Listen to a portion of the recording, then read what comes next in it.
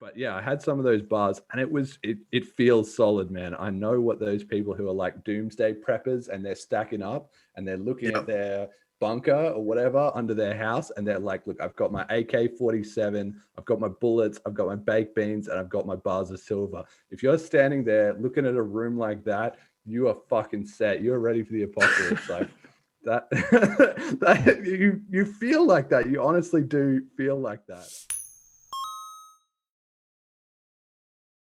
Hello and welcome back to the Bitcoin Cash podcast, following Bitcoin Cash on its rise to global reserve currency. This is episode number 28, Cryptocurrency vs. Collectibles, featuring Luke, Tuesday, the 14th of September, 2021. I'm your host, Jeremy, same as always. Been a couple of weeks, we're back at it. And my guest today is Luke, who has been on the show before. He was in episode 3 and episode 14. So a recurring guest, but we've got him on for a very special topic here, crypto versus collectibles, because he and I actually met playing Magic the Gathering, which is the largest collectible card game in the world, and the original as well. It's like Bitcoin, it's the original. So for that reason, I've got him in so that we can talk about some news of crypto hitting the Magic the Gathering space and how people in collectible card games and stuff think about crypto or other collectibles, you know, like people do stamp collecting, coin collecting, that kind of thing, and what they share. So yeah, welcome back to the show, Luke. How you been doing the last couple months? Yeah, it's been pretty good. I've been busy and not busy and then busy again.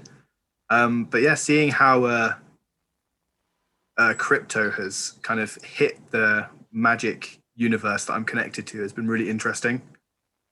Yeah, you've got the Planar Chaos shirt there, right? You yep. Got to get that on there. Repping the MTG merch. Did you get that at the original? Like at the very least? When was 2008, that? I think I was there.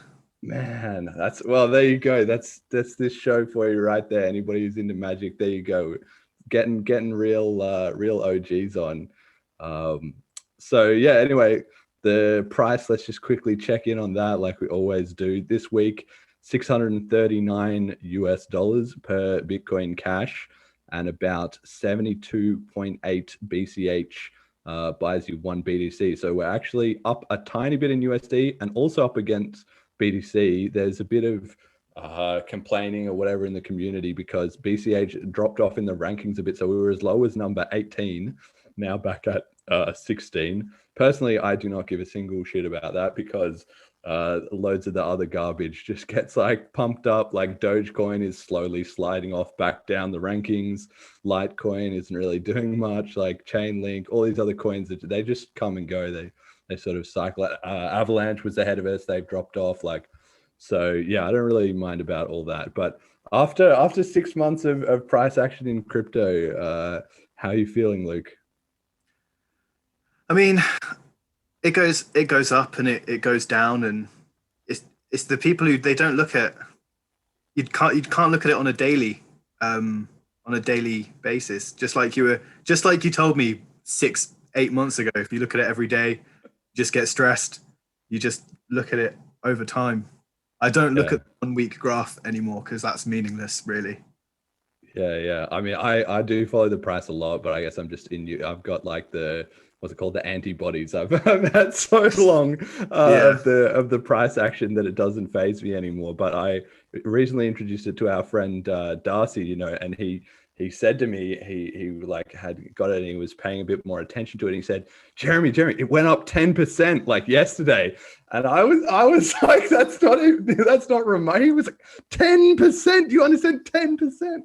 So, you know, I thought that was, I told him, look, dude, that's just like Wednesday. All right. It'll be down 15% tomorrow. So just, you know, it's always funny, you know, when people new to the scene, like, or maybe if they've been doing stocks before and it goes up like 0.5% and it's a big move. But like in crypto, like if it goes like, I'd say maybe 25 to 30%, that's like a decent move. A big move is like 50%.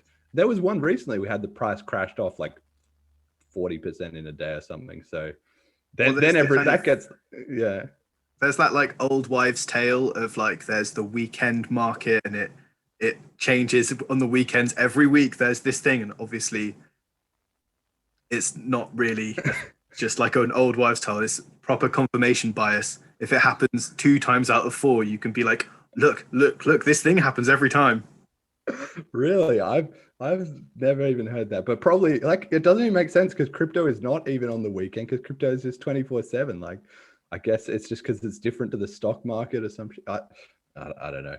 Anyway, the point is BCH up slightly, but everybody getting stressed because we're down the rankings because everybody else is having a good week. But BTC doing terribly though. They were shrinking, so we're still winning against the one benchmark. In terms of the transactions, we're still at about, we've crept up a bit, 90K a week, now getting close to 100K a week.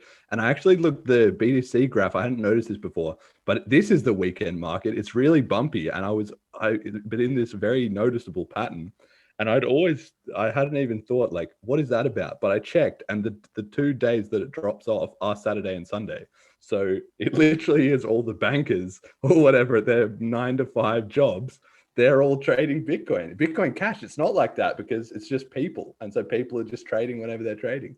But the bankers in Bitcoin BTC, it's been they're very clear that on Friday, Saturday and Sunday, they're like using their fiat to buy their groceries, right? So that's really interesting. How you could probably see exactly how much of that of the BTC transactions are just financial, because you can just see the difference between the spread of it, and that's the amount that's just held up by, I don't know, the stock market side of BTC. Yeah, true. And that, I mean, it's roughly like a third. That's kind of what it comes down to, right? It's about 200K average on those weekend dips, and then it can be up to close to 275 or 300K on during the week, right? So I mean, even that's kind of pretty crazy. But yeah, I hadn't even thought of that really just proves that that's basically all sort of 9 to 5 traders. Like office desk or whatever. Kind of, because I had wondered who was still using Bitcoin. I thought maybe the exchanges have started doing deals among themselves, like if coins are flowing from Coinbase to Kraken or whatever, like that they have a deal like, okay, on Monday morning we'll settle up, or like Friday evening, or I don't know, actually hard to know. But I mean, it's pretty clear that nobody's really buying their breakfast pancakes, so not really too worried about them cutting in on our market there. Okay, usually we also look at the cent in USD is my second major stat, but for this 1 week I've delayed that. That is later in the show because it ties into our topic later. So plot, what's it called, suspense. You can hang on in suspense for that. But what we are going to check in on is these shorts on Grayscale that I promised in the last episode. It had rocketed up to 2.5 million to check in and find out with the new fresh data what happened. Well, it plunged back off. So all these people shorting Bitcoin Cash, they either got wet feet or got liquidated, because it's now down to only 800,000 from 2.5 million. So like we talked about last week, impossible to know really who is involved in these shenanigans. But the point is, if they were trying to sort of suppress the price, it didn't really work, because the price is up this week and a lot of those shorters are out of there. So yeah, I don't know. Any interest in institutional Bitcoin there, Luke? So my first instinct on this is that shorting is in the spotlight a lot at the moment with these meme stocks. So they're kind of trying to find something less in the spotlight that they can short, because apparently that's how rich people make more money out of their money, by just shorting things. So they found something that they can short that's less in the spotlight, even though it is. Well, now, exactly. Yeah, we're onto them, dude. This is the cutting edge. Like, we're onto you, shorters. Yeah, but I mean, well, they tried to do Tesla, and then Elon Musk made those shorts to make fun of them, and then they moved on to GME, and then Reddit got onto them. They're onto Bitcoin Cash. Now the Bitcoin Cash podcast is onto them. So the vigilantes are out there. These, the shorters are coming to get you guys. You can't really hide anywhere. So yeah, hard to know exactly what is going on there. But the point is, it seemed like there was a lot of interest in Bitcoin Cash, and then either they got wrecked or they realized it wasn't going to work out for them, and they bailed out. So that's kind of good news. Didn't see there was a bit of a bump in the price. So maybe that was part of it. I don't know. Right. So this week, then we also had Vlad, Ivanov, and Ryan Giffin had a YouTube chat about Bitcoin Cash, and I wanted to bring this up because Vlad is a bit newer on the scene. Ryan's been doing it for quite a while, and I've had Ryan on the show. Actually, he was on episode 15. It was one of my favorite episodes, actually. So I highly recommend people check that out. If you haven't heard it, we talk about gold and about Peter Schiff and Spencer Schiff, and then he also just asked me a lot of questions about Bitcoin Cash because he hadn't had the chance to ask a lot of those questions to someone in person. But I wanted to bring up this this podcast that they did because it seemed to me indicative of the trend in Bitcoin Cash, which is that the scene is starting to decouple from BTC. Whereas before it would be a lot of like the Bitcoin Cash things would just be kind of like, what's happening in Bitcoin? And then like relative to that, what are we doing? But now it's sort of starting to be that Bitcoin Cash it's got its own scene. It's got its own creators that are just there to talk about Bitcoin Cash. Maybe BTC gets a mention, or it's like, but increasingly nobody cares what they're doing. If they're having a disaster in terms of running their network, or their fees are high, or whatever, it's just irrelevant. It's like we've got so much exciting stuff happening in our own scene, and with the new content creators are sort of starting to emerge over this last year. Obviously this podcast is one example, but there's actually quite a few others, and just like noise.cash has all this conversation about crypto and about all this other stuff as well that is just completely divorced. Nobody cares about BTC really on that. And I just think it's amazing to see that. That to me is a hugely positive sign, because ultimately that's what BCH needs to do to get back to number one. Is it needs to be making a case, not that it is the better Bitcoin, but that it's Bitcoin Cash and it's just crushing it, to convince the rest of the market that this is something unique and special. That's fixed the problems with BTC, and if they're whatever problems they're getting quagmired in, if we're not and we're just powering ahead, that kind of proves the point. So yeah, I don't know, how have you found this, Luke? You might have a good perspective. So I guess it's kind of thinking about what you've just said. It's kind of a microcosm of kind of crypto versus the dollar in a way, because one of the things that I've been noticing is that crypto positive people are there's a big drive to start thinking of things in terms of, well, this can of Coke is worth so many Satoshis versus, well, this can of Coke is worth 70p, which is worth this many Satoshis. So that comparison is like, this is like a smaller version of that, to try and like just have BCH be its kind of own thing, just like there's the push to have crypto be its own thing. Yeah, and you can only kind of do, and that's again another point where you can just see, if you go and look at any of the Bitcoin related stuff, they don't kind of have that undercurrent going, because the whole point is, oh, what's the USD price? That's what they care about, because they want to try and sell back out for the dollars. They're not just thinking like, I've like in theory, and as time goes on, it will be more and more like people just putting their money into Bitcoin Cash. You never sell, you just spend.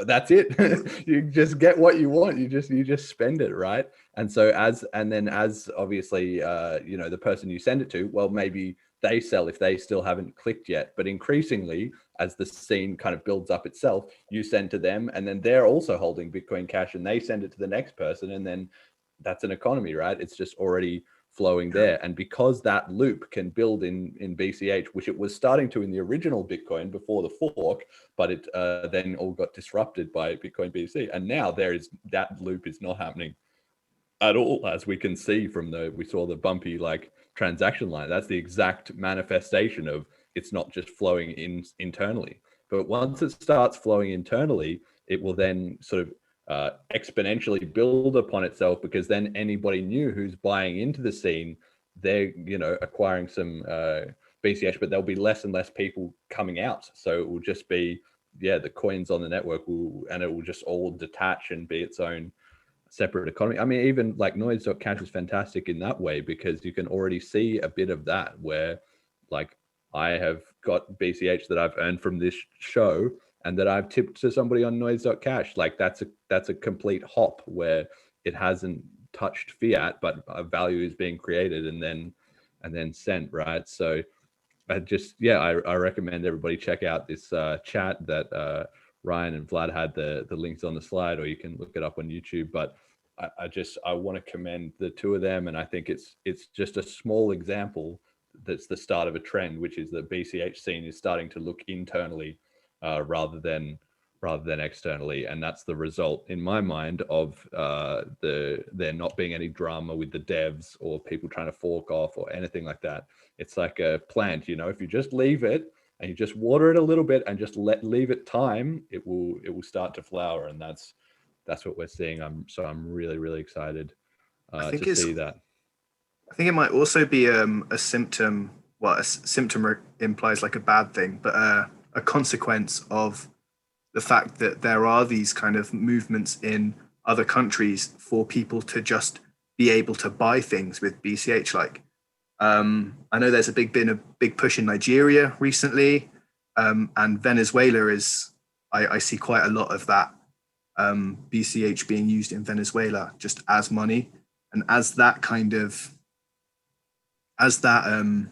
becomes more accepted, then there are people in the world who look at, I don't know, a pint of beer and they don't think, well, how many bolivars I think that is. They think, well, that's how many MBCHs is the price of this meal. And that's like just a real use. And that's the goal, really. Yeah, that's right. It's so exciting to see, really. And I think one thing that the community could maybe try and start thinking more in this mindset, it's very out there, but you've got to start thinking is how we're going to onboard a lot of people is by providing services that you can only buy in BCH. It's not even just, oh, we're giving you the option, but in having something that you don't want fiat currency, right? So that's why I only sell, I don't have a PayPal link or whatever to get early access to this episode. And that's obviously a niche example, because my audience is, by definition going to be interested in BCH, right?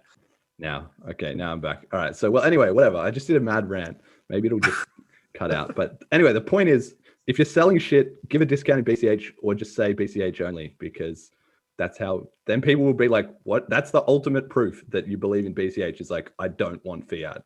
That hits the other person hard. Let me tell you, if you're like, give me BCH, or ask a job to pay you in BCH, like 10% in BCH or 50% or whatever. And then the other person's like, wow, this is serious. It's kind of happening. So yeah. And so then as a contrast to this chatter in the BCH scene, we've got also chatter happening about BCH outside the scene, which was this guy, Doug Polk, who's a famous poker pro. I'm actually a big fan of his, and he's been really big in poker, but he made a couple million, probably even more, and then he sort of has drifted away from that to get more into crypto. And just recently he got onto this tangent on his own podcast. He was talking to this guy Brian Micon, who's a 2011 Bitcoiner, and they were talking about NFTs and all this sort of stuff. And then he said, look, what other coins are you into? And Brian said, look, Bitcoin, Ethereum, Bitcoin Cash hasn't changed. And Doug was like, Bitcoin Cash, like, let's talk about that. And they had this big chat about it. And Doug was skeptical, because he was kind of like, he thought the brand was a big problem, that basically, it's just kind of like the also ran Bitcoin. And that's a fair take. It's easy to sort of criticize it on that grounds. But that if Bitcoin Cash's biggest problem is its branding, that is like high fees or just internal issues in their community or branding is very easy to fix, because it's just, you talk to people more until they get the idea. Yeah, and that's sort of the second point, which is that because Bitcoin Cash, you can't pick it from ignorance. That's really how I want to say it. You cannot pick Bitcoin Cash from ignorance. Everybody who's picked a Bitcoin Cash knows how it works. They know the difference between Bitcoin. They know the history, and they chose Bitcoin Cash. But a lot of people pick Bitcoin and just think Bitcoin Cash. They just think it's a scam and they don't know anything about it. And so that's actually a weakness in Bitcoin. In the short term, it helps them get more people, but in the long term, they're not building an educated user base, and therefore cracks emerge in sort of different ways. So that is what I would put to Doug Polk about the Bitcoin Cash branding. Sure, it's not ideal, but we're not moving off it because we are Bitcoin, and that's what he acknowledges in the clip. He says, look, Bitcoin Cash, what I will give them credit for is they're not going anywhere. Like, they're not here to make a quick buck. They've been here a long time, and they're serious about that. So he can recognize that it is a hardcore community, but he just hasn't quite made the leap that in the long run, that hard committed core is what drives the end adoption, basically. Like the proof, that's like almost the proof of the fact that it is kind of worthy of its kind of title that it's claiming. Yeah, exactly. It's and I wrote some stuff on bitcoincashpodcast.com on the FAQs, like sort of explaining this as part of one of the strengths of Bitcoin Cash. Like, the number one thing is that the community are committed to the actual idea, not to getting rich, not to the branding, not because it's flavor of the month, nothing like that. Like, it's the only coin where people are in it literally for the vision, and rename it, well, doesn't matter. We wanted the vision, not the kind of the name, right? So but again, Bitcoin Cash, I see it. It's like the marathon runner, that just sits at the back of the pack. It doesn't need to be winning. It just needs to be staying in the race, and eventually, just at an opportune moment, bam, come out like with a huge surge. And I think that's what we'll see, because everybody constantly ignoring or shoving off Bitcoin Cash. Now it's like we saw in the previous slide, it's starting to build its own internal kind of momentum, right? Okay, so next thing is Marc Falzon, who has been doing a killer job in El Salvador, where Bitcoin has recently been made a legal tender. It's been required by the government. And so he flew to El Salvador to be on the ground and find out, get to the bottom and get the facts. So everybody check out his channel and watch that if you want to know what's going on. This is by far the best reporting you'll get of this. I will not even be able to come close to explaining what is going on. But basically, he tried to look around, and he found that at a hotel he could pay in Bitcoin, even though it was expensive because the fees were high. But then a lot of other places he needed to have a specific app called the Bitcoin Beach app, which was locked onto their region. And then when they did this grand rollout, it's with this app called the Chivo app, which has been made basically by the government. So there's Bitcoin at the base layer, and then there's the Lightning Network, which is the Bitcoiners are trying to put as their solution on top of that. And then on top of that, they have this Chivo app, which is basically just like their sort of version of PayPal, but kind of somehow kind of integrated with the Lightning Network, which is somehow kind of integrated with Bitcoin. So as a result of that, there's been a lot of trumpeting of success by Bitcoiners on Twitter. Haha, we've got a whole country. Look at this. Somebody posted one video of them buying a coffee at McDonald's, great. But it's kind of like they missed the point, both because the average people are actually not that excited about that. And Marc has videos about this too, where he went, there's been big protests of like thousands of people who are against Bitcoin, and they have different reasons for it. But a significant chunk of them are not even against Bitcoin. They're just against the fact that it's required. It's just kind of like, well, if people want to use it, that's fine. But why would you force it? And that sort of defeats the whole point of crypto, was that it should be voluntary. It's kind of like, we don't want to be forced to use the government currency, and we're going to provide crypto as an alternative. But nobody should ever be saying to anybody, you must use crypto. It's got to win by conversation, not by coercion. So and on top of that, just before I give you a chance to jump in, look, like they've had problems with it. There's $5 minimums on some of these. transactions, and there's just a lot of implementation, and people are confused, and all of this. So I don't think it's been a big success overall. But thanks to Marc for doing that reporting. So yeah. Anyway, that's my thoughts, Luke.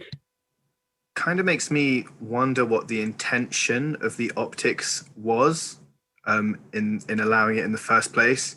I wonder if some big BTC maxi was had a finger in the government and said, "Hey, if you do this, my money will get worth more," or whether it's someone in El Salvador, the government saying, "Hey, if we do this, we will look like a future-thinking tech nation." Either way, both of those perspectives are kind of backfiring by the sounds of things, because of the rollouts not within the original core concept, which is a theme. Sounds like a theme, not in the original core concept, causes problems. Yeah, exactly. And I think, well, I mean, I think one angle to it might have been, some people have suggested that maybe the government with Bukele, or how you say his name is, who's kind of in charge over there, that he has, maybe seen an opportunity as to, let me get everybody onto Bitcoin in his own app, so that he can sort of monitor what's going on and control sort of the population that way, because it wouldn't actually be giving them any liberty if they're not really in control of their Bitcoin. Or that also he might be trying to use it as a way to sort of get more dollars going on, by saying, like, look, people, you got to convert your dollars into me, and I'll give you these Bitcoins. But then he has the stash of dollars, and then if he's making like fake Bitcoins basically on his app, because it's not on the main blockchain, then he can be absorbing in more dollars. Or internationally, if remittances are coming in Bitcoin, kind of the same thing, right? It would be a way for him to like build up a bit of a stash. So either way, it sort of remains to be seen how it's going to end, like, or if it does end really, as to, like, whether people are, the few people there who are keen on it, whether they're going to get really into it, or if it's going to provide an opportunity for education. And again, Marc has just been doing a great job, because he's become this sort of like overnight micro celebrity in El Salvador, because he's a foreigner that is there to cover the Bitcoin thing. And he's on the side of the protesters, actually, or at least he's giving them coverage and airtime.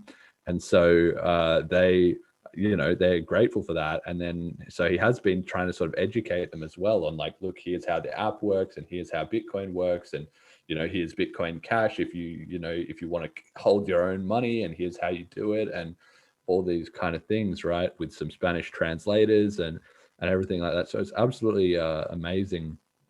An amazing job he's doing there. But yeah, I think it's really just going to crash through in a bit of a disaster. And at the end of the day, well, it might be that the population, sort of enough of them kind of shift their cash out of the app and start trading it. It might be that at some point the government just declares like some authoritarian grab of all the Bitcoins on their app.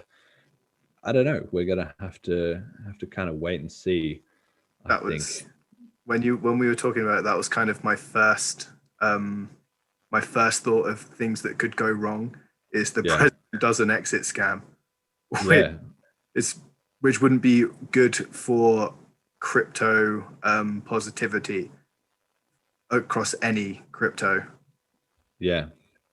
Well, and that's where, this is such an interesting case, because it's not really that the way that the crypto community sort of imagined it happening.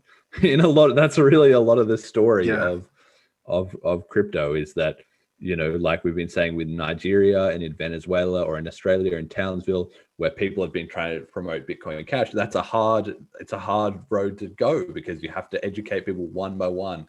This is how it works. Hold on to your private keys. This is how you send it. This is how you do a transaction. Like, a lot of the wallets and apps and infrastructure is still a bit early stage. The educational resources aren't necessarily there. Getting the whole concept that the entire world can switch to this, and on and on and on and on and on.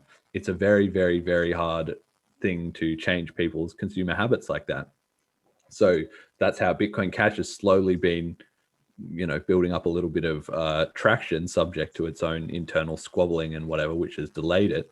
But this sort of top-down approach of you must all use this is obviously being implemented in a top-down way with custodial wallets and this and that, which even though in the short run, the BTC crowd might be celebrating that they've had this huge success, it still has those fundamental flaws that there are weak points of failure if somebody in the government just does a big grab. So that's going to come back to haunt them at some stage, or people are going to learn. Yeah. That's kind of a BTC theme, isn't it? Short success. Yeah. The hare and the tortoise, mate. Definitely that's it. That's why the tortoise is green, because it's like Bitcoin Cash, even Aesop was on it, mate. He knew how it would all go down. All right, the Greeks had it down. The Greeks had it down. They got everything right. Like the Spartans, the 300. I recently rewatched that movie. Great freaking movie. Like, still holds up. It's 15 years old, that movie, by the way. But yeah. What it would have taken would be an extra 15 years, and we'd have had Satoshimus. Yeah, maybe someone rising up. But yeah, I was watching that, and Ephialtes just selling out the Greeks who couldn't be defeated by the Persians, exactly like BTC selling out crypto who couldn't be defeated by the government, But anyway, it's all good. Bitcoin Cash is still here, so we just gotta keep fighting. All right, so in the next bit of news, so this is just a big spectrum we've had here of Bitcoin Cash building up in itself, Bitcoin Cash getting attention from outside, BTC getting attention, like, what are you doing here with this, rollout in El Salvador? And then finally, you've got Coinbase getting into regulatory blows with the SEC in America, crypto is just now, it seems like, well past the point that the government can't ignore it anymore, but they also don't know what to do about it. And even though people think of a government as a sort of one entity, which it is to some extent, it also has turnover of its own members constantly, both in terms of the parliament and in terms of the actual public servants, and then also their own jockeying for position and their own problems. So what happened was Coinbase put out this big announcement about that they wanted to release a lending product, which a lot of crypto exchanges have. They have variations of this: deposit your Bitcoin, get some return on it, some kind of scheme like that, right? So they wanted to get in on this action. So they said, look, we're going to do this. And they told the SEC, we're going to do this, which is what the SEC recommended they should do. So they did it. And then the SEC wrote back to them and said, if you release this product, we're going to sue you. And Coinbase was like, what? There's already a bunch of companies doing this that didn't ask you for permission. And we weren't even really asking you for permission either. We just did it to be, courteous and to give you a heads up. And so the SEC was just, can we have some more details? Why would you kind of, what they said is they would class it as a security. Why are you going to class this as a security and then sue us over releasing it when A, you haven't done it for anybody else, and B, it's not clear at all, where your authority is for that or how would that work? So they were kind of punished for trying to play in the rules. And the SEC came back and just said, no, it's just straight up illegal, and didn't give any reasoning as to why it would apply specifically to them, or if it would apply to everyone, or what the rules were. They just basically said, we think it's illegal and we'll try and sue you. So Coinbase, who are, one of the most compliant, we're going to follow the rules, etc., exchanges compared to a lot of the others, obviously they'd been pushed far enough, and so they just thought, fuck it, we'll just go public with it. So they've come out with their sort of side of the story and just sort of called out the SEC and published this, to the whole community. So now everybody can see, look, well, the SEC is not really willing to play ball. And another story that we're just going to have to wait and see what the fallout is, because Coinbase could just release their product and then just say, well, fine, sue us, and then hash it out with the lawyers. It seems if they say, look, can we sort this out amicably, that the SEC is not really going to be forthcoming to them on that front. And I mean, if their competitors are rolling along with it, then at some point they've got to be like, well, just take us to court and we'll just point out how everybody else is doing it. You're doing nothing about them, So this sort of clash of regulatory titans going on in the background of the grassroots adoption, which carries on day by day, you know? Well, not only are normal people already doing this with other places, in other places with their crypto, this is just, by the sounds of things, this is just how banks work. You give a bank your money and they give you 2%. And they say, well, we will lend you money, but it'll cost you 5%. Then they get to keep that through. That's just how banks work. That's just money. So this is a really big statement by the SEC saying we do not want to accept this crypto as money. We don't want to give it one of the privileges that money holds. Yeah, exactly. And it's kind of this merry-go-round that crypto has been on in terms of the regulatory side, where the regulators are both like, well, this doesn't fit into any of our boxes because that's why it's called crypto. This is something I really try and explain to people a lot of the time is people think, well, is this like a commodity? Is it like a stock? Is it like a currency? Is it like gold? Is it like a bond? Is it like a bearer asset? It's like, no, it's just cryptocurrency. It genuinely is a new category and it will need new understanding. But of course, in a regulatory framework, you're always trying to fit things into existing boxes because that's how the law works. It moves slowly, and how politics works as well.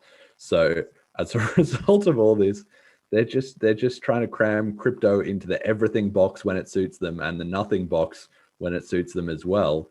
And that's not really working out for them, because the longer they try that, the less compliance there will be by companies that just can't figure it out. And they just say, look, well, we'll just crack on with our business and we'll deal with the headaches afterwards, because we can't afford to just do nothing and be in constant regulatory sort of paralysis. So and all the time, obviously, crypto is getting stronger because people are building, you know, education on the ground. More people are starting to trade it. More companies are starting. All this, you know, cultural momentum is building up. So once you've got all these, you know, systems in place, like the regulators, they still have a bit of wiggle room before crypto just takes over and they just can't do anything about it.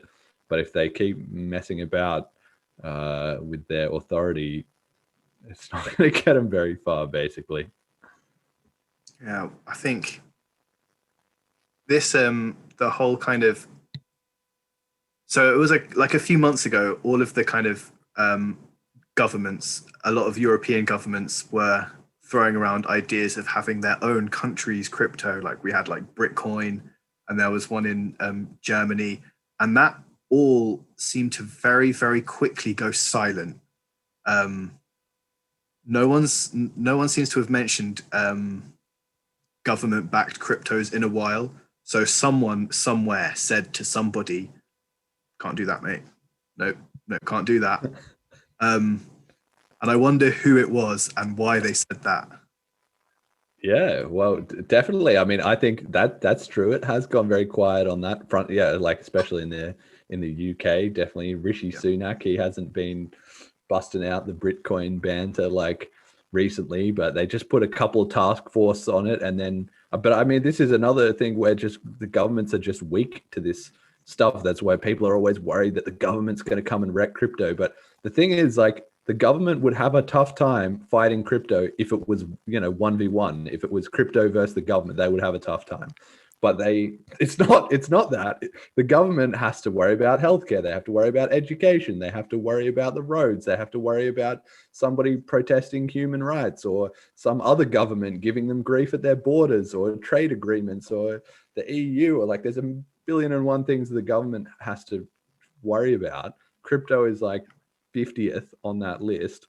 And so whenever they sometimes kind of like start looking at it like, what's going on here? But then a week or two later, they're busy with something else. And crypto doesn't care, because crypto has all day to fight crypto battles. The government only has, you know, a couple of days a year to fight crypto battles. So inevitably, they're just going to get swamped. And that's, why I'm really not super worried about regulation on cryptos. I think if governments wanted to destroy cryptocurrency, they'd have had to have done it already. They'd have had to nip it in the bud right at the start. It's past it now. I don't think it would be possible, because, I mean, can't really seize it. You can tell someone you want to seize it, but you can't go and take someone's keys. That's just not how it works. It's just data that you can store in your memory if you want to. You can't really do that. It's not like the feds can come in and take a big pile of gold from under my bed if I'm a criminal, or if they want to ban the use of gold. So if they wanted to do that, they'd have to have already done it. And so long as there's someone who wants to trade their currency with somebody else for goods or services, then they will find a way to do that until the last miner is switched off. Yeah, exactly. And crypto is it's just built to be anti-fragile. Wherever the little loophole is in the laws, in the world, some guy in his outback farm in Australia, or some Eskimo or something like Inuit, I don't know, whatever, like whoever it is, some guy in the jungle in the Amazon, like some Swiss banker in Panama. Exactly. There's just the crypto community doesn't need to coordinate with itself. It just gets the job done just all day, every day. And the governments can't even coordinate internally in their own government most of the time, let alone between governments. So there's just no way for it's just a hydra. Crypto is too hard for them to battle. All right, so let's get into the sort of the main chunk of what we're going to talk about today. So here we have actually the USD cent per day. So in the previous episode, we'd seen it had come up to this all-time high for BTC of about 100 billion. And I'd said it was a bit sus, a bit of sudden growth.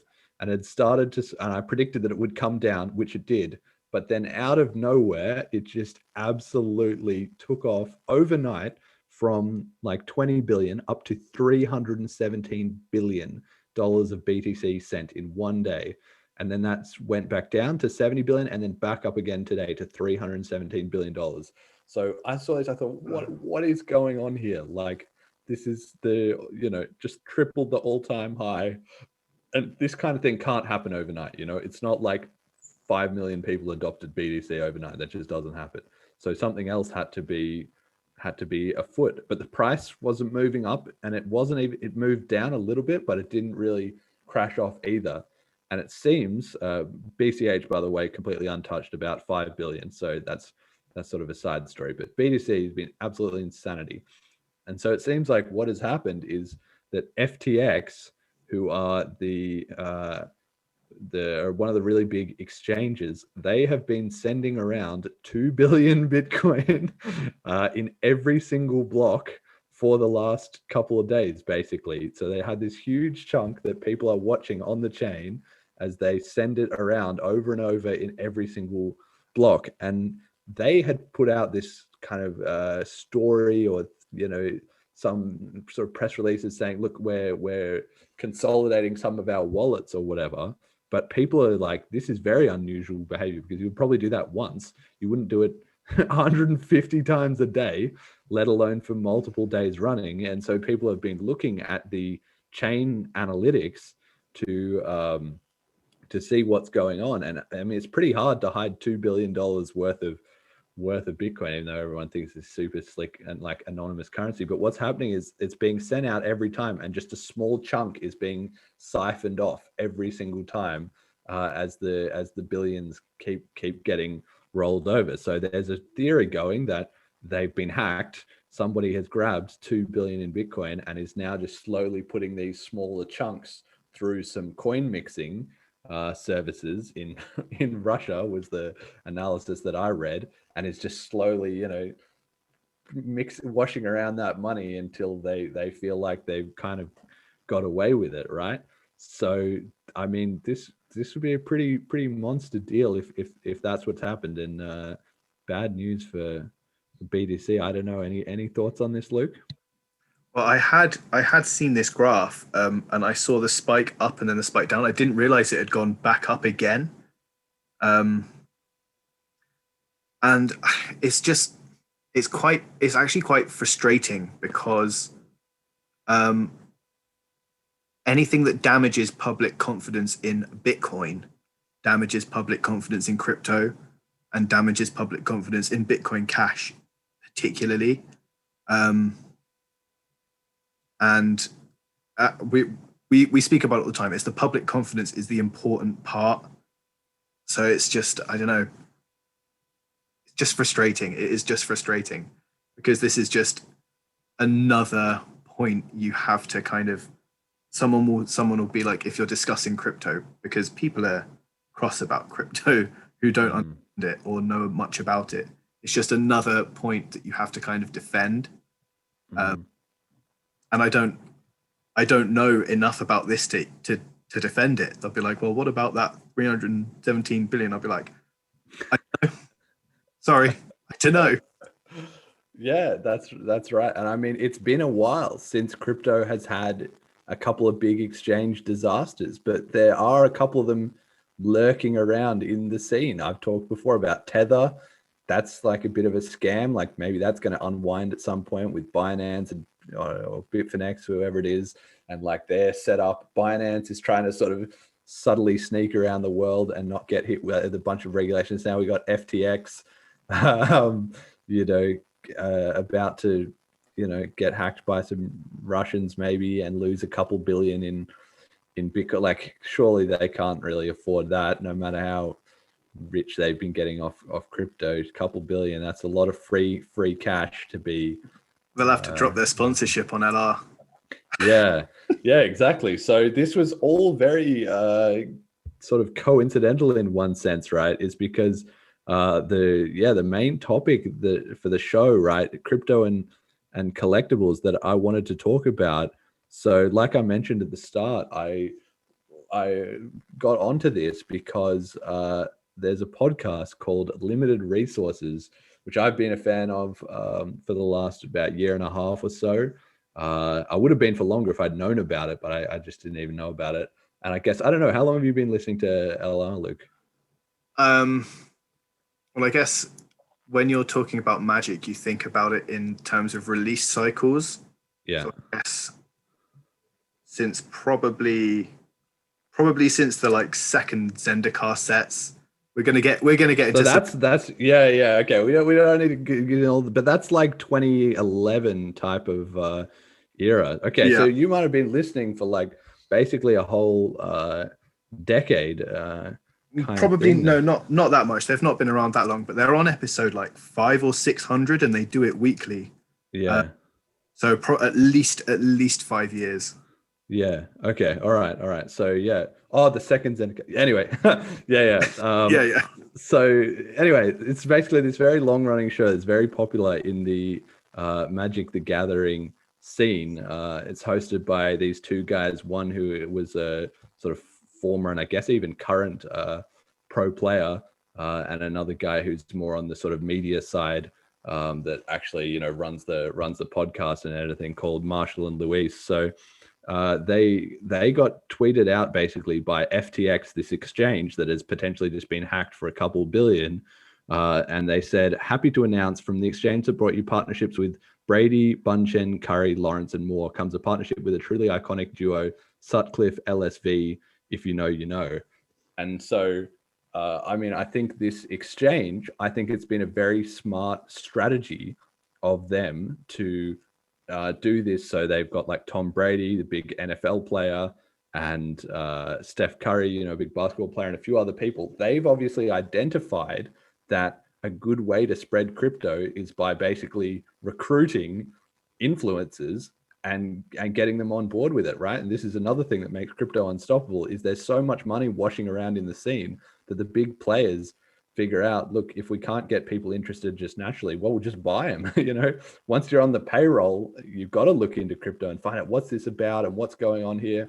And then you get some yourself, you start spreading it, right? So they've, one way or another, they've found their way onto LR, which is an interesting thing because it's not like basketball or it's not like the NFL. Like they must know, like there must be someone in their company who's a fan of the show or something like that, and thought, look, this is a niche we can really hit. So it is incredibly niche. Not only is Magic quite a niche, when we're talking about like mainstream interests, It's not like Avengers movies. It's relatively niche.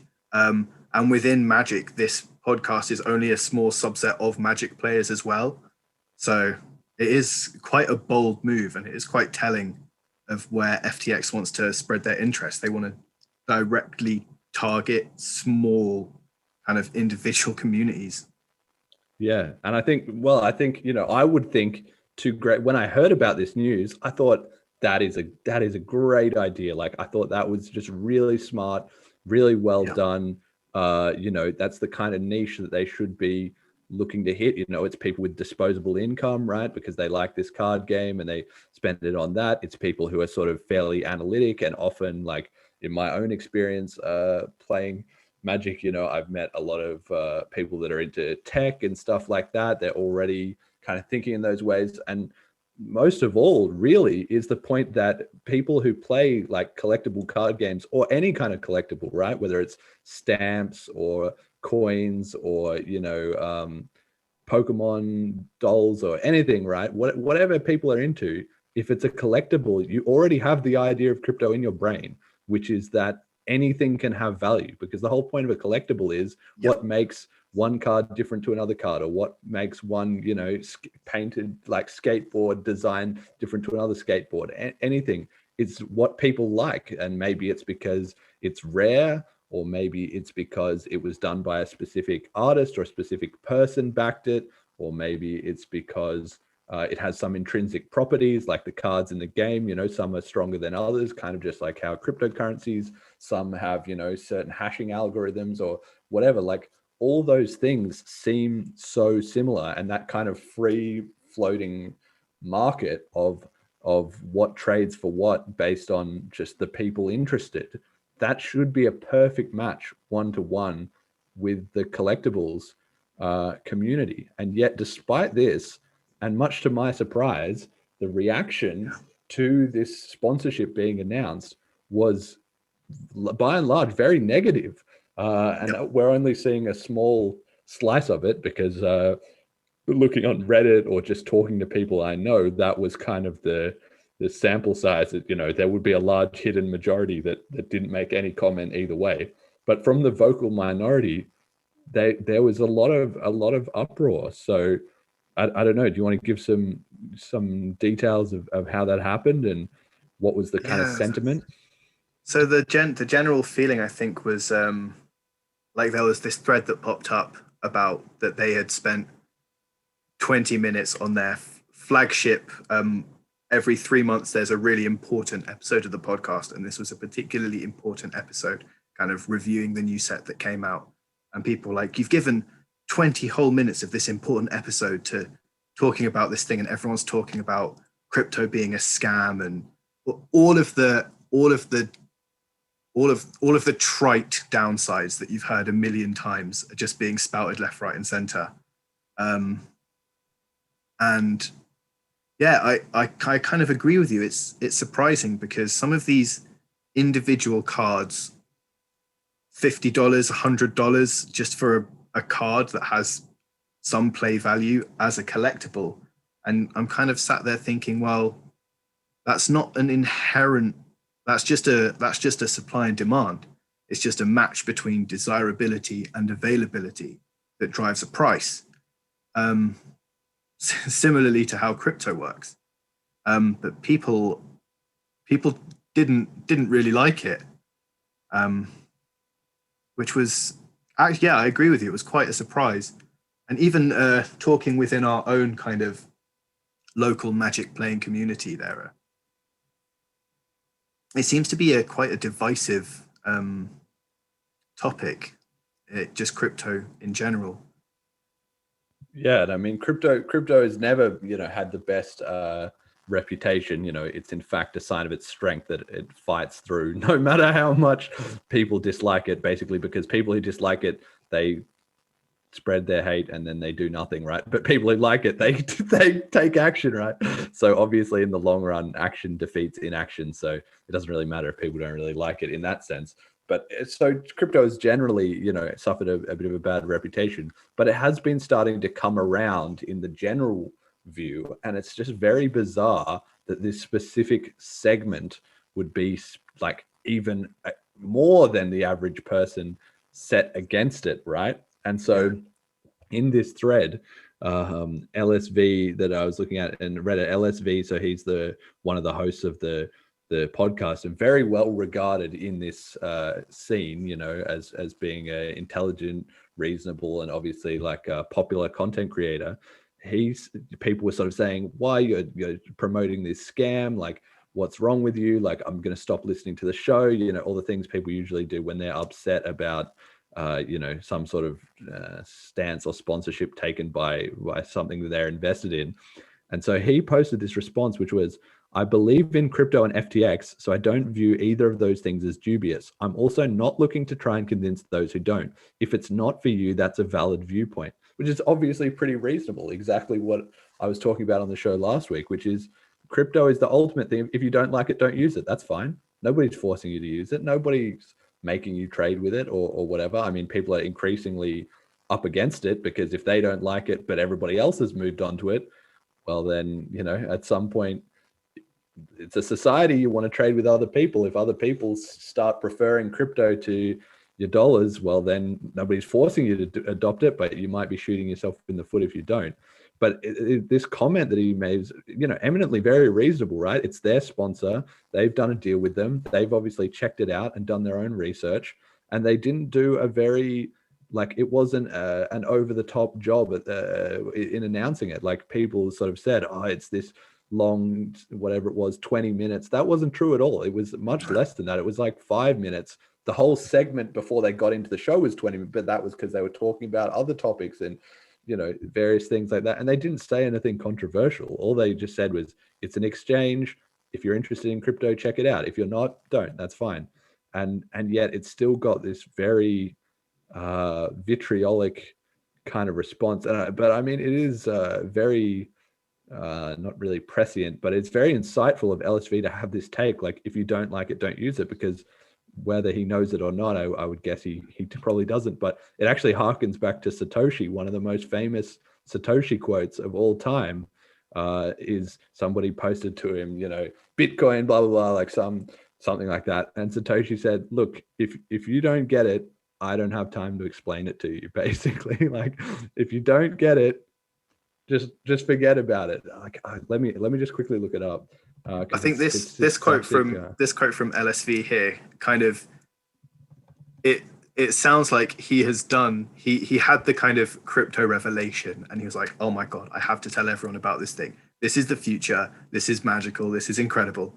And then you do that kind of, you have that like evangelical phase, and then everyone kind of pushes back at you. And this to me looks like the words of a guy who's been past that evangelical phase and is like, I can lead the horse to water, but I'm not going to force it to drink.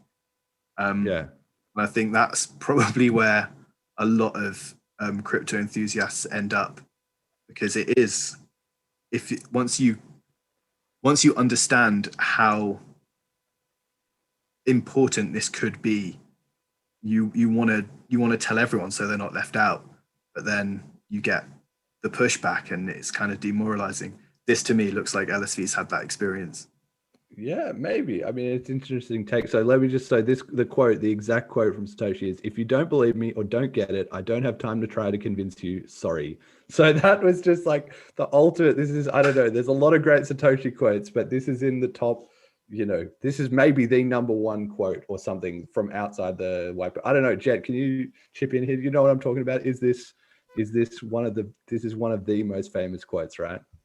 I think so. Yeah, I think it's one of my favorites for sure. It's everyone's favorite. It sums it up right there. It's like, you don't get it. All right, that's fine. Just like, that's your problem. It's not our problem, you know, if you don't get it. And that's something where, crypto does suffer that to actually click with it. It's a paradigm shift. It's not just, okay, we had dollars and we made dollars plus and they're on your phone or like something like that. You know, you really have to get the message. Like, the whole point is, you know, like people trying to make their exchanges and trade it in and make money and convert it back out to dollars. Like, no, you don't need dollars. There will be no dollars. It will just be things for crypto, and or people struggle at every step of understanding, how did this get value in the first place? Why would people buy some? Why would people buy some and then not trade it back? Why wouldn't people have some dollars? Like, just all those different steps, it's confusing to them. So yeah, I don't know what how LSV has felt trying to evangelize it or whatever, but with he and Marshall, I'm sure they've done their research in great detail. In fact, I even saw him comment on one of his streams last night that I think he'd done, like, or maybe he said in the show, but he'd done like 6 to 8 months of reading. Like, this was not, he read about it for a week and then suddenly they're doing, FTX is sponsoring their podcast. Like, I'm sure he even explained it. He said, I've gone down the rabbit hole, right? That's the kind of thing people always say about crypto, because it's something you don't know at all about until, you put your foot into it, and then like, it's, once you get a little bit of the sense of there's something going on here, suddenly there's a lot more to it than just people trading online to try and get rich or whatever. It's actually a fundamental shift in society. So, and I mean, we'll see how whether this sort of blows over or not. I mean, I think a lot of the people are complaining and saying, we're going to unsubscribe and we're never coming back. And like, people will say that about anything. They just say that. Like, I don't know that their viewership's going to massively tank, and FTX is probably paying them good money. So who do they care if a few salty listeners leave, Thinking about it, it wouldn't even be that damaging to FTX, because the ones who are so anti-crypto that they're going to not watch the thing that listen to the thing that they're advertising on, well, that's not a loss of a potential customer. So they're not going to mind. Yeah, exactly. And I think, I mean, I did think that maybe this whole negative reaction was in part came about because the Magic community, it is a very analytical type of thing, right? People who are drawn to it for the same reason that there's a lot of people in the technology industry in it. It is very sort of logical and rational, and sort of having a mathematical frame of mind about optimizing something for the most perfect solution.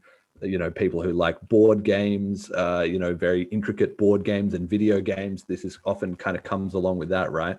And so it's all those kind of people who have seen people getting scammed, not necessarily in cryptocurrency or even in cryptocurrency, because there are a lot of scams in cryptocurrency, but in various financial schemes or whatever, and they just think that they're smarter than it. They're not the one that's getting sucked in, right? And that they're kind of a bit condescending towards people who've gone down the rabbit hole, and that's interesting as well, because like I said, he's very, very well known. Like, I cannot say it enough, in the scene for people who don't know Magic, that very, very, very, I'm trying to think of an analogy that people might be more familiar with. He's probably like, he's the Tom Brady or Steph Curry of Magic. Yeah. Or exactly. Even the Michael Jordan, he's in like top 5 GOAT list. He's like top all-timer, as well as being probably the most charismatic, like podcast camera streamer facing of all of the like top. He's the highest skilled player who's the most charismatic and then does the most kind of media appearances type thing. Yeah. So just that combo, and that's where him being the one to do it with Marshall as well is also just like, if anybody could say it and say, guys, we've thought about this carefully, if you're listening, we're just putting it out there. We're not pushing it. We're not trying to do anything. We're just putting it out there. Think about it. If anybody who could be accused of being sucked in by a scam or unreasonable, or like you said, they've done 600 episodes. They're not going to destroy their reputation of 600 episodes just like, oh guys, we found a Ponzi scheme and now we're in on it. Like, that's just not what is happening. And yet a huge percentage of their viewer base, seemingly, or at least a very vocal percentage, thinks that that's what is happening. And I mean, the blessing of the haters is that time always forgives. They can always figure out they were wrong later and then just shut up about all their, denying and all their whatever. Like time won't care, right? But it's just, I don't know, it's just very interesting, the whole dynamic of this. So for any, I mean, we can see in this show if we will get any comments, anybody can comment, YouTube or whatever, they play Magic, or if they've seen that in their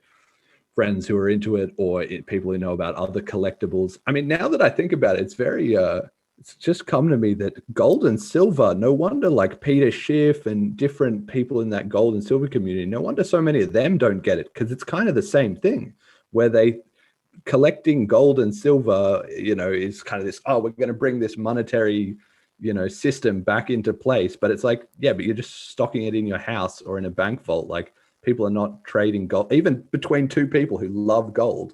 They're not like, oh, I need an apple and can I pay you back for lunch in gold bullion? They don't do that. Crypto people do that. They actually live in the dream of being outside of the fiat system. But that's the same thing with the gold people. They're like, we're above this. We've figured it out. We're not getting sucked in.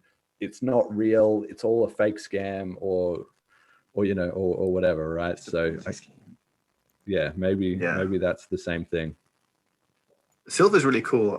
This is completely off topic, but I've got a mate who's got a little bar of silver, and it is it's got really interesting properties. Like, you touch it and it feels super cold and it sucks all the heat out. And completely off topic. Silver's a really no. It's good. I mean, I love like silver. Like, if crypto didn't exist, I would be a huge silver like fan. In fact, when I first got into Bitcoin, I was reading a lot of this stuff about the history of money and everything. I thought, okay, fine, I've got to figure this out for myself, right? So I went to the local sort of shop, what is this? Jet's already like broken up, like laughing. I don't know if he's done this himself, but anyway, he can explain afterwards like what is so funny about this story. But I was like, I had some Bitcoin or whatever, and I went to the local shop where they were selling stamps and like World War II memorabilia and like stuff like this, right?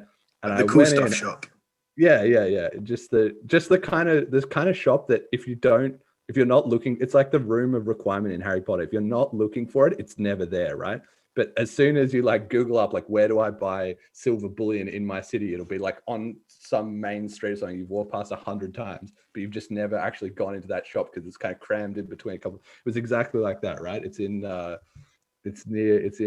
Civic Interchange, or at least it used to be in Canberra. So I went in there, and it's like some Harry Potter type setup where they've got like all this weird, outdated stuff on the walls and whatever. And so, how old was I then? I was like 18 maybe, or like I might have even been 17. And no, that can't be right.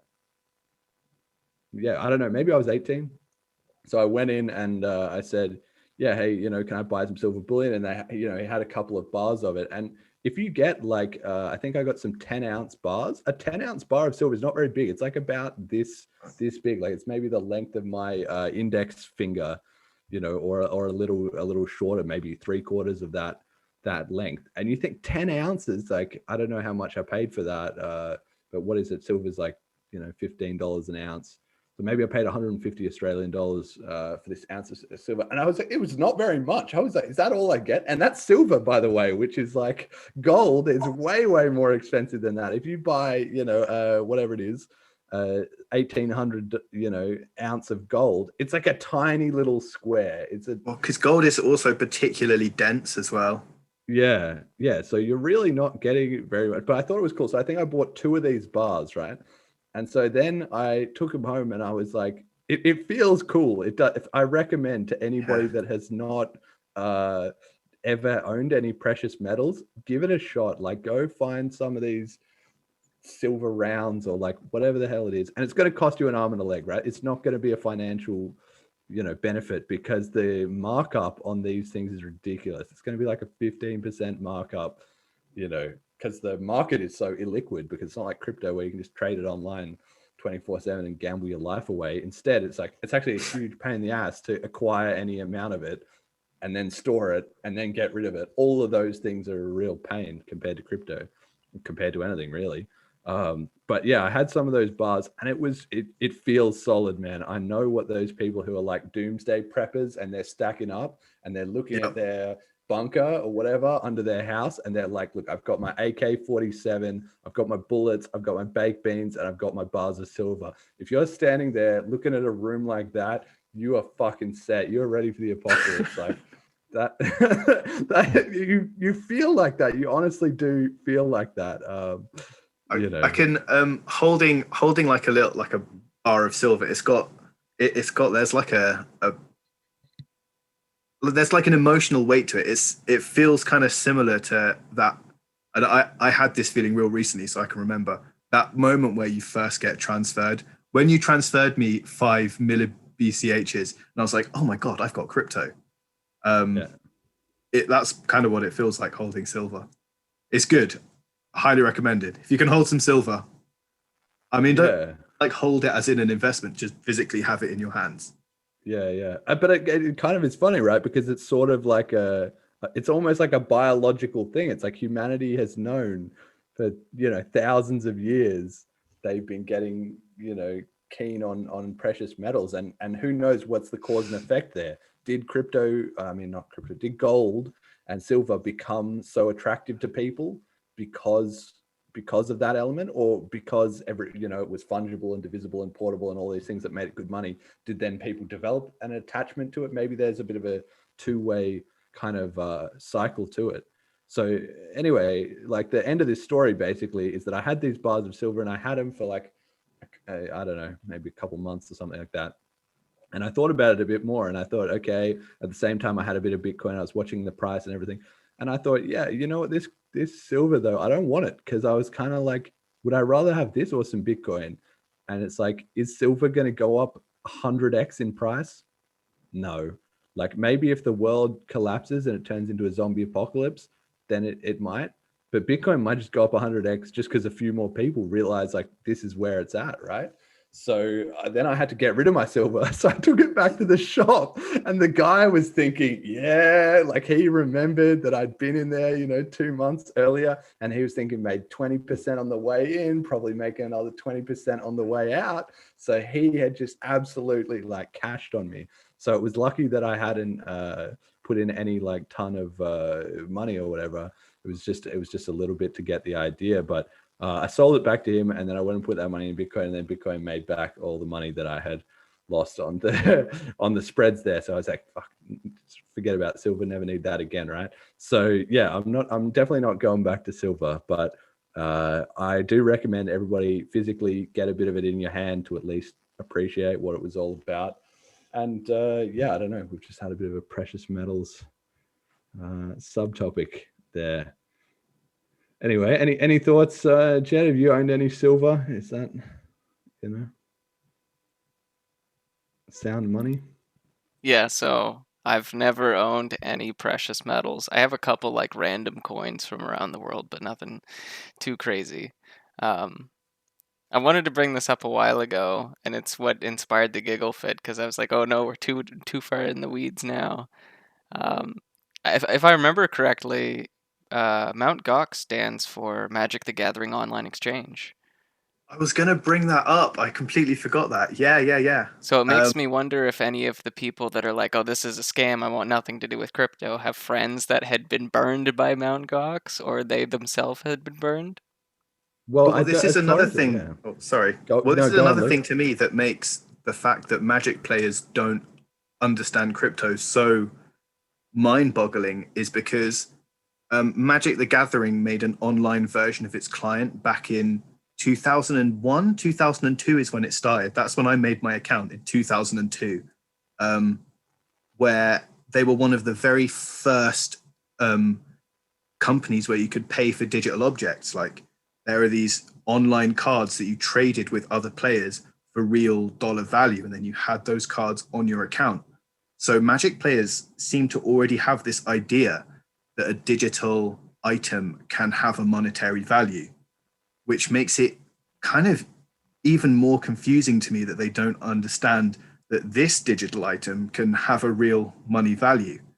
When, I don't know, there are the benefits of Wizards could just give out 10,000 Wizards of the Coast, the makers of Magic, could just give out 10,000 of this card that's worth $20 as a digital item and tank the price. They could just do that tomorrow. They're more business savvy than doing that for confidence in their product, but they could just do that.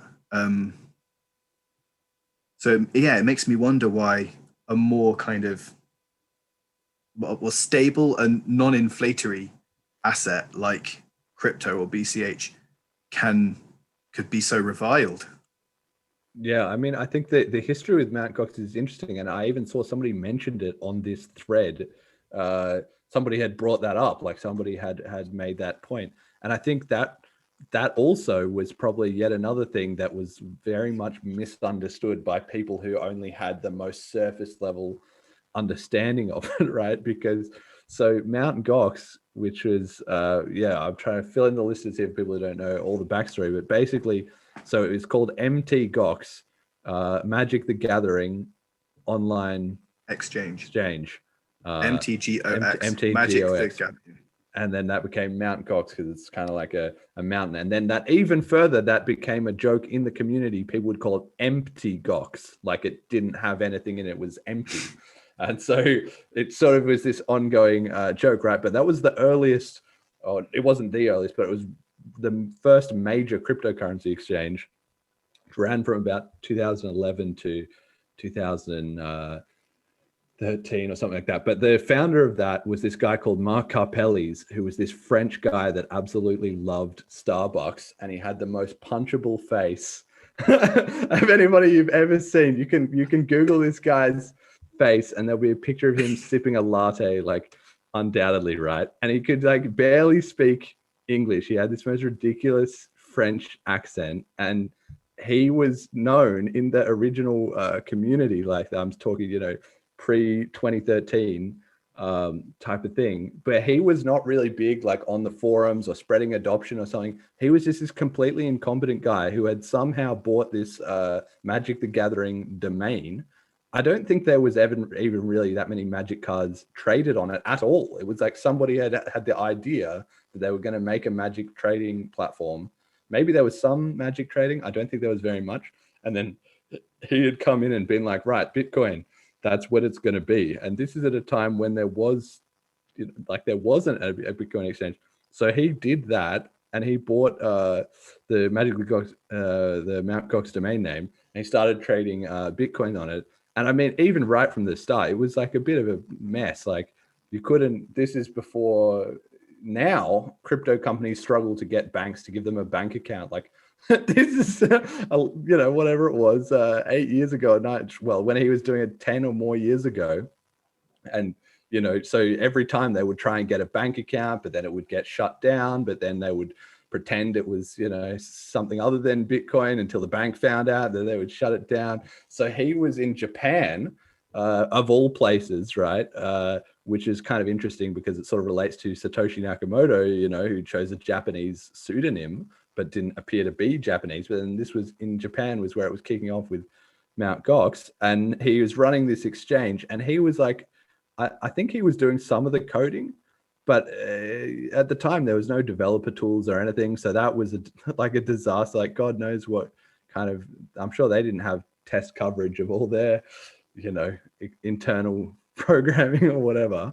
But it was the biggest one, and liquidity begets liquidity, right? So more and more people started pouring their money in. And so I actually never traded on MtGox, but what I did do was I had a friends when I was in China, and they wanted to arbitrage because the price was always higher on MtGox, because there was by that time there was a couple of other exchanges like BTCE and Huobi, and BTC China had started.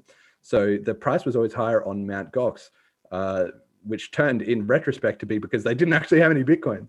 But at the time, it was kind of like, oh, it's the premier exchange. That's where the money is. So that's why it's higher. It's more reliable there.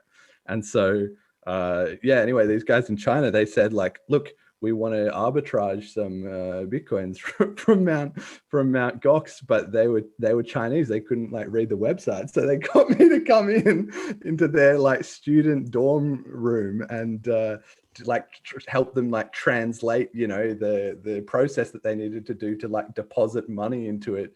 You know, you had to submit, I think it was like you had to submit like a bank statement, or maybe you had to submit like a picture of your driver's license or something like that. So I was trying to help them do that, you know, with as many warnings to them as I could that this was kind of sketchy. Well, I mean, we all knew that was what was going on, but the MtGox itself was already well known at the time for being very dodgy.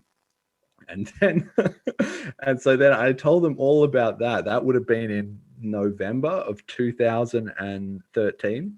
No, in December of 2013. And then things were just getting more and more crazy because this is at the time when the price went from $400 to $1,200. So it was the first time it had ever gone over $1,000 per Bitcoin. And Bitcoin was breaking headlines all around the world. And, you know, the community is getting really revved up. But then at the same time, Marc Carpellis is just running his little like disaster of an exchange, trying to keep up with all the orders. And increasingly people are like, where's my Bitcoin? I can't get my Bitcoin out. And like, so then, but then, you know, this is all happening in Tokyo on the other side of the world from, you know, anyone in Europe or America. So people are having a hard time figuring out like what's actually going on. Marc Carpellis is not providing any updates really about any of this. And then it was in February, he just switched it off. The web page, it didn't even go down. It wasn't even like Chrome, like, you know, 404 could not connect. It wasn't like that. He literally just deleted all the HTML on the page. So it was just like a white screen. So it was like you could still connect to the domain name, but just the login button was gone. The text of what he'd written, it was all online, dude. This is one of the, you know, best moments of my life that I was actually there for this historic event. Like I was like watching it because people were like, MtGox is looking pretty dodgy, and you just refresh the page, just a white screen, like inspect source code in the sidebar. It's just like HTML like /div, and that's it. Nothing. Yeah, that's it, exactly. So then on Reddit, which is where all the activity was, everybody instantly blocked, MtGox is offline, you know, blah blah blah. And everybody who had their coins on it was like, finished, you know, realizing that they were not going to get their money back. And yeah, just the coda, like I don't know, go on with this MtGox story forever, but the coda to all this was then the next year. So yeah, that year in 2014, there was a documentary that came out. People can check it out, called The Rise and Rise of Bitcoin, which was very, very famous at the time. I don't think it's probably pretty underground now, but where this guy had been doing a documentary about Bitcoin. He was mining Bitcoin at his house, and then he'd started documenting the start of the scene. And he had gone to MtGox and got all this footage of what was going on there. So there's a whole segment where he goes in the offices with Marc Carpellis, who's telling him like, this is the servers, and like, and he's like just looking around at all this stuff. And this was like a couple of months before it all blew up, but this footage only came out later. And anyway, so yeah, anybody can check that out if they're interested. The Rise and Rise of Bitcoin. It's got a lot of interesting stuff in it for like I don't know, it's like a 90-minute documentary or something, but there's probably like a 15 or 10-minute segment on MtGox. You can see exactly what I'm talking about. You'll see Marc Carpellis and his frappuccino, you know. So, and people protesting outside, where's our money? And like, this was I did see footage. There was one bloke with a sign. yeah, exactly. There's like one guy with a sign. It was just it's like one bloke with a sign. Wall Street, except like Tokyo Bitcoin edition, you know, like it's just a classic. But yeah, anyway, seems like that was the old law of even Cheap Lightning, I had on the show last week, said, yeah, I got goxed, right? That was the phrase. Like a lot of money got lost there, and various people have their I actually I talked to another guy a little while ago who told me he had some crypto that he luckily got out of MtGox before it all went kaboom. And and then everybody was like, well, that's it, Bitcoin's over. You know, the media wrote 1,000 death stories, and it was pretty quiet then for a couple of years, but the community kept kicking on. People who didn't have their coins on MtGox like me were just laughing, like it's all good. And then from the ashes, from crypto the rose ashes again. And at the time it was funny too, because when it blew up, everybody was, you know, everybody was saying, like, from outside the community, it was like Bitcoin has died, all these libertarians got scammed, them and their stupid market philosophy. Well, this is what happens when you don't have regulation or whatever. And you know what the community actually said was, fine, don't regulate it. It's like there was nobody saying Mt. Gox has gone down quick, we need regulation. Everybody actually just said, yeah, but the market will provide another solution. Like, sorry if you got scammed, sorry for your loss. That was the phrase. Sorry for your loss, but we'll come back. You know, there'll be another exchange, and people will realize, look, you've got to hold your crypto yourself, and they'll learn, and the community will fight back. And lo and behold, that's what happened. Now then there was a whole series of other exchange scams, right? But the point is, there's still exchanges today, and they're still getting scammed, like FTX that we've literally just talked about. So until people figure out, go to an exchange, swap your fiat, get your crypto, and then hold it yourself. Until, this is the message. Anybody listening to this episode, hold your freaking crypto yourself, not your keys, not your coins. Actually, you've just reminded me, all of my crypto is currently in eToro. Yeah, well, get that out. You might want to get that out of there then, if you can. But yeah, just hold it yourself. Don't get goxed. Don't get FTX'd if they, no aspersions on them, but some aspersions on them, because this is looking pretty sketchy. I don't know, billions of BTC getting sent around all the time. That's a bit much. So anyway, we'll follow that story and see what happens about that. But just very, very interesting. The collectibles community, apparently. And finally, one final point on this too, is that the Magic the Gathering is going bonkers right now in terms of how popular it is and everything. But it's not just that. All these other card games, which I don't know anything about, Pokemon cards, Yu-Gi-Oh cards, there's one called Flesh and Blood, Weiss, I don't know, there's other ones, MetaZoo, right? All these cards are just coming out, all these card games. Why? Because it's related to crypto, is that the idea that people have the idea of trading in collectibles is in the zeitgeist, but also because inflation is going freaking bonkers.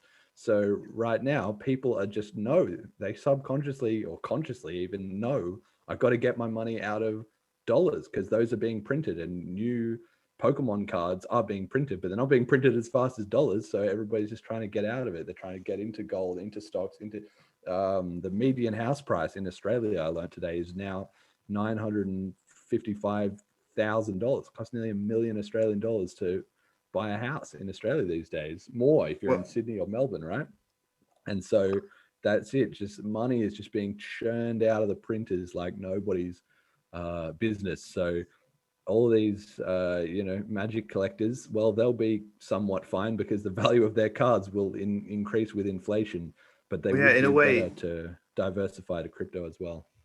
Like, in a way, your first edition Charizard, your Alpha Black Lotus, isn't it?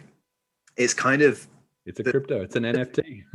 yeah. It's similar to gold. It's a store of value in the fact that there are only X number of them. The demand for them is not going to go down because people still like this stuff, even as an art object. And if the value of money goes down, the value of this object will look to be rising. But compared to how many loaves of bread could I buy with this Charizard, it will pretty much remain constant. It will just look like it's getting more. Yeah, exactly. All right, cool. I'm not sure if I dropped out there. No, I think, okay, didn't drop out. All right, cool. So yeah, then let's just move on. We've been going for a while, so we'll just get sort of more towards the end of the show then. So community comment this week comes from FPV Tad the Rad, great name, on YouTube, who commented on the previous episode of this podcast on YouTube. BCH is like a Star Wars prequel. In the future, people will realize BCH is the beginning.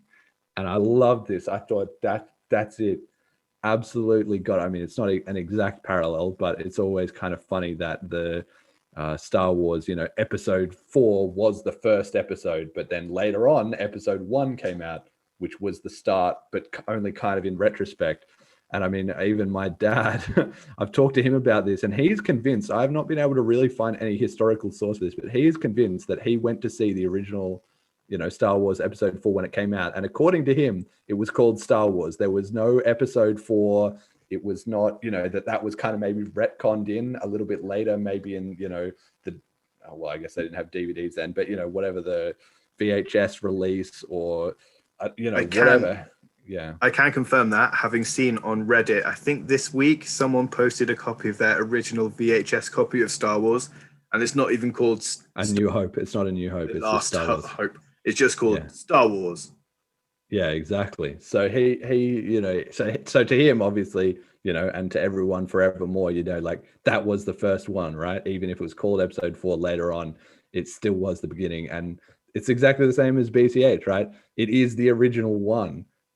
Even if most people don't realize it, or if it's hard for them to get their head around, that it was out of chronological order or something, like it is the original one. Like just yesterday I was arguing on Twitter, which I shouldn't do, but I argued on Twitter this one guy who was into Litecoin, and he said Litecoin has been around way longer than BCH because it was 2011 versus 2019. I said, no, it's not. BCH has been around since 2009 and Litecoin in 2011. And he was like, no, it hasn't. There's no exchanges that listed it. And I'm like, yeah, well, how did we fucking time walk back in time from 2017 to 2009 to put transactions into our blockchain? That's nonsensical, right? That's not exactly how it happened. Like BCH has been there the whole time. It wasn't like the Bitcoin was this straight road and then BCH came off the side at 2017. It just was one road that then Y forked into. But anyway, people just struggle with all these ideas. I don't know. They don't get it. But yeah, FPV Tad the Silly Rad. people. Great. Yeah. Well, education. That's what we're here for, to teach them the error of their ways. Okay. And then meme of the week. This week, I am meme of the week. I had the best meme of the week judged by me. So I made a post called "Just Made My First MetaMask Ben Swap Trade of Bitcoin Cash for Cash Cats BCH." So that was with the launch of Smart BCH. BCH can now be Ethereum as well. So, and the first thing somebody did was made a meme token called Cash Cats. So I bought a little bit of that because I was like, look, you've got Dogecoin, Cash Cats, seems good to me. And I needed to try this stuff out. So I gave it a go, bought my first Cash Cats on this decentralized exchange. And then speculation begins on when the first mention of Smart BCH will appear on Bankless HQ. So Bankless is this podcast about Ethereum run by these guys, Ryan and David.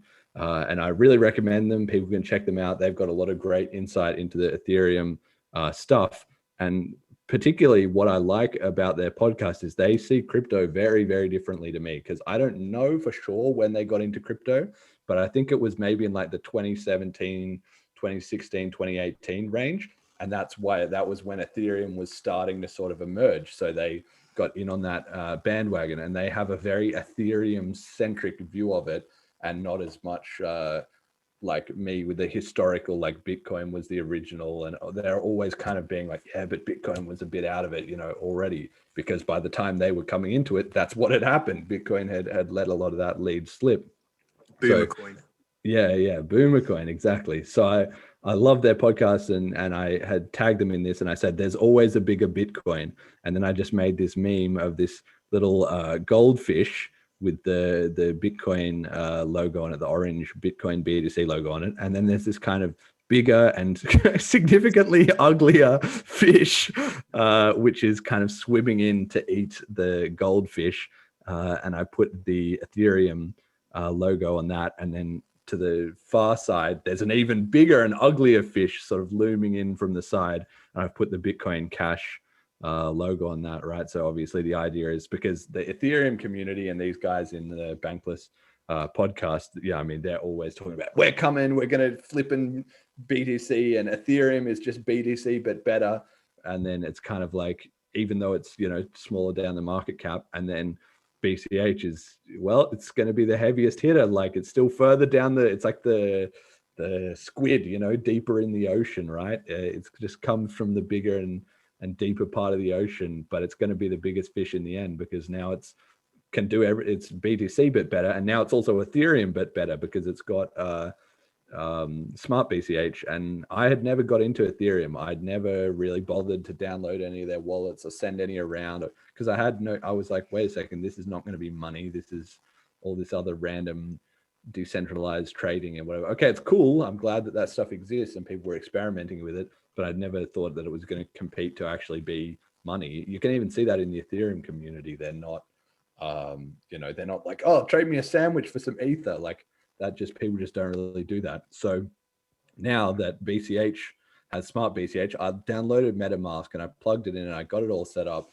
and it was kind of cool. I don't think it's a game changer. I think it's a game changer in general. I don't think I'm not gonna probably use it all the time, but I think the fact that it will attract in people into the ecosystem who are into all that sort of stuff, once they see that, wait, this is it, and if it's got a lot lower fees, which it will, then that will obviously draw in liquidity and different app developers, and it will help Bitcoin Cash. So now the only coin that is, quite literally the better Bitcoin and the better Ethereum. So I don't know when these guys at Bankless are going to figure out that this might be, because they always have memes and jokes about the Ethereum killers, Solana or bloody whatever is flavor of the month, right? There's always something coming to kill Ethereum. Pull off the mask and it was Bitcoin all along. Yeah, that's right.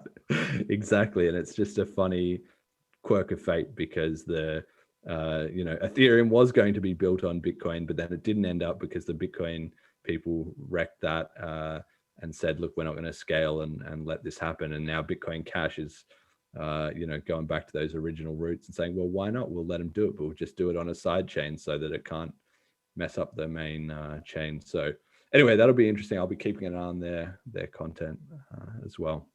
I really need to check out Ethereum. I know less than nothing about Ethereum. All I know is that their logo looks like an MTG symbol. Yeah, it does.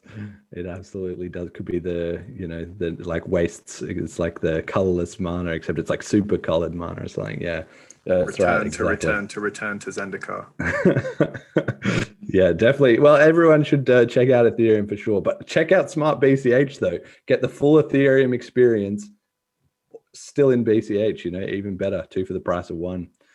I'll have to get you to show me that.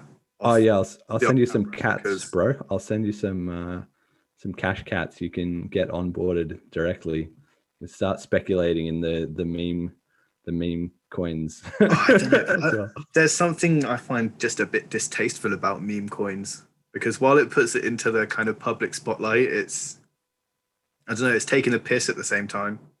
It hasn't. Yeah, it's kind of the weird roundabout thing, right? That it's funny that crypto, or like Bitcoin Cash or even regular Bitcoin or some crypto that is solid, has a lot of devs, there's a lot going for it. I mean, this is actually really like change the world type stuff. Everyone's like, nah, that's a bit of a scam. But then you're like, Dogecoin, we put a dog on it. And suddenly everyone's like, all right, I'm all in on Dogecoin. Like, let me put in 1,000, straight away. Like, who cares if there's any devs or any projects or any wallets or anything that works? It's got a dog on it, so must be a winner. Well, so the main guy himself even said he made it for a joke as a scam. Like Jackson Palmer, yeah, there's two guys that started that, and one of them, Jackson Palmer, became really salty because he sold all of his, and then it went through the roof, and he missed out on getting rich. So the joke was really on himself, but he didn't find it funny. So yeah, he's kind of a bit out of the scene now, I think, really. All right. So that's second last slide then. Message to the community. Luke, is this your second or third? I don't know if we this is probably my third. Yeah. I think in my previous ones, I've thanked the BCH community for being so that was it the last time, yeah. This time I'm going to say, if any of you are Magic fans and programmers and crypto enthusiasts, I think there is, even with the downsides we've been saying today, I think there is a space in the market for crypto card market. I would love to spend my coins on cards. Yeah. Then if there was a crypto card market, the prices wouldn't be tethered to fiat currency at all. and then it would be talking about what we were talking about. The prices would literally just be listed in crypto, and be doing a direct crypto transaction. Yeah, and there's ways, that you can set it up with escrows and everything. Like you could figure it all out, and yeah, I think that would be so cool. I would really like to see that as well too. And that should just be, because if you like in Magic or in any other card game, people are familiar with, I'm not going to trade my cards for dollars. I might just trade some cards for cards. It's kind of the same thing. Instead of trading your cards for dollars, just trade your cards for crypto, and then your crypto for cards, and it can just flow around. Then you can trade your crypto for another crypto, or your cards for another cards, and that's an economy, right? People just trade whatever for whatever at the market price, So yeah, that would be super cool. That would be so good. But I guess if there's somebody out there that's an idea for you, you can crack on with that. I'll be a first customer. I can't program, otherwise.